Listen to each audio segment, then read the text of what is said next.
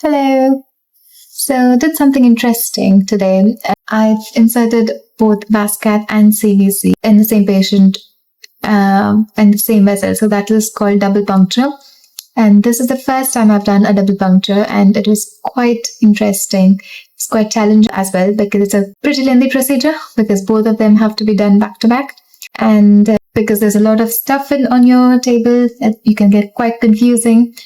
And also the angulation is important because you have to apically read both the CVCs in the same vessel. In addition to that, in this patient, external jugular vein was massive. It was quite congested and dilated, and it was coming in the way of my field. So I had to push it outside or find an angle which is with an odd angle. The registrar was supervising me, and even she agreed that it's complicated in this sense.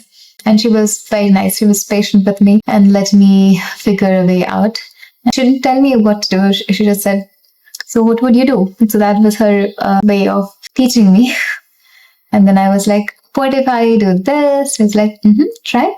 And then I was like, "No, that didn't work. So what if I do this?" So it was interesting. I felt like I've learned a lot because the other times when I did a CVC or VasCath individually, I would get it in first attempt and then it would look simple to me. I think the real learning starts when you feel a procedure is difficult. That's when you learn something new. When you feel that it's just, oh, this was easy, this just finished. So maybe you learn the skill because you're still doing it. Wheels are not moving when you do that. So today I felt it was that wheel moving movement. Maybe that's the thing now. So it was nice.